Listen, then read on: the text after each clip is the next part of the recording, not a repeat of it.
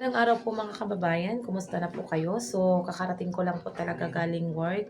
Ito, hindi pa tayo nakapagpalit ng uniform, basang-basa pa kasi inuna natin panoorin yung vlog, bagong update ni Ine Chris na also known as Peking Koreana. So, kanina, meron na po talaga siyang update. Kaso lang, dami na nagko-comment, nag-message sa akin na meron na pong bagong update si Okloy. Kasi, di ba po, 3 araw natin po siyang hinihintay na mag-update na lang kahit mag-hi man lang siya or kung mangungumusta or papakita sa atin kung okay lang ba po talaga siya. So, yun po yung hinihintay natin. So, thanks God, meron na pong update talaga yung iniidolo natin. So, hindi pala talaga natin kaya na hindi natin siya mapapanood ng ilang araw. Kahit 3 araw nami-miss nami-miss na po talaga natin siya. So, ngayon po, nagpapasalamat tayo sa ating Panginoon, naligtas pala yung bata natin, yung babae natin, ligtas pala si Inday Krishna.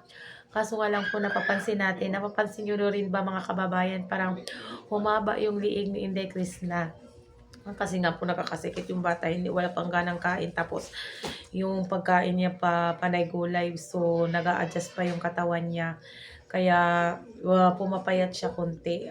Pero thanks God, sinunod naman niya yung mga payo ng doktor sa kanya. Ayun, panay balat ng mga gulay. At nagpapasalamat din pala tayo sa papa niya na hindi pala siya iniwan doon. Andun pala yung papa niya nakaalalay. So sa mga gawaing bukid na hindi muna naasikaso ni Inday Chris na doon sa lupa nila.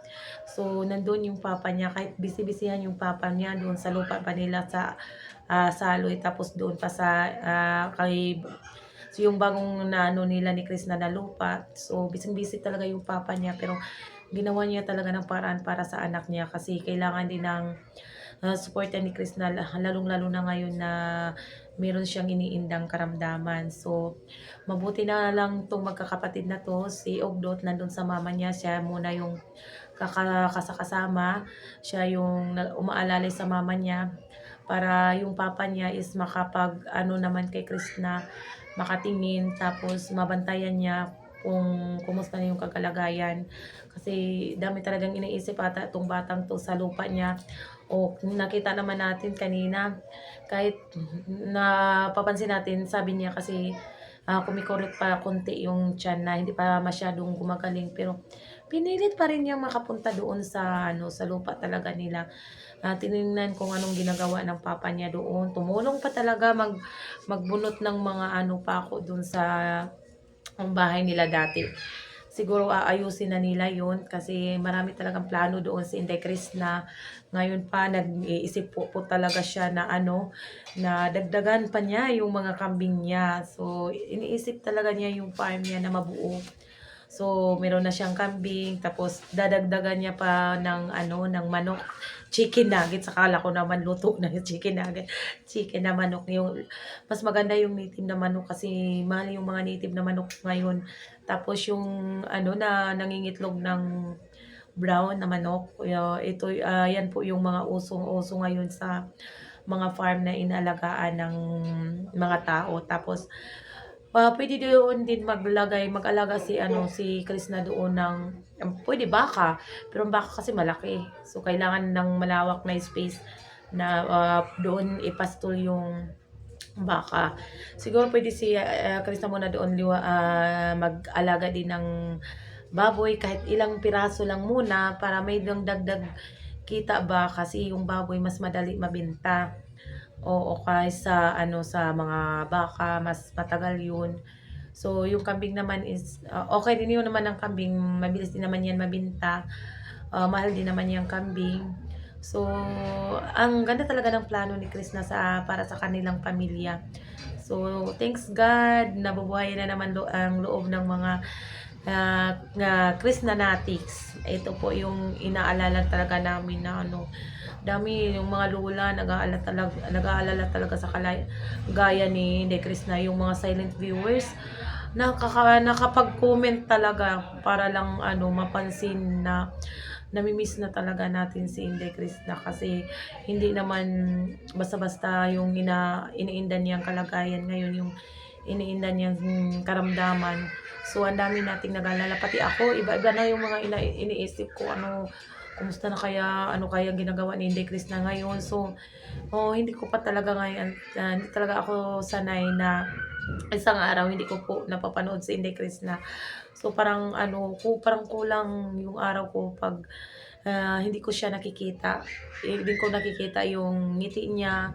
So ngayon, kahit ano, kahit nakikita mo na pagod pa yung katawan niya kasi sabi niya na, napapagod pa yung katawan niya kasi kumikirot pa yung, tiyan niya, pero pinipilit pa niyang ano, ano, pumipilit pa rin siya na, makapunta doon sa lupa nila, makatingin kung ano ng mga nangyayari doon, pinipilit niyang kumilos. Oo, pumipilit pala talaga niyang kumilos para hindi naman siguro alala yung lola niya tapos papa niya. Tapos para lang talaga silang ano, sweet talaga si Chris na sa kanyang papa. Kasi yung mga plano nila, sila ngayon yung papa niya nag-aano kung anong gagawin. So, papasalamat talaga tayo na nandoon talaga yung papa niya. Kailangan talaga muna ng alalay ni Chris na kasi okey naman nandun yung uncle niya, pero mas maganda kasi yung papa niya talaga kasi hindi siya nahihiya na sabihin na ano, "Ito papa, ito gagawin natin sa ating lupa. So, itong bahay na 'to ganito, ganyan." So, nakakatuwa ba na isipin na kahit sa ganoong sitwasyon nila, buo yung pamilya nila, buo yung pangarap nila na makamit yung hinahangad nila na pangarap sa buhay.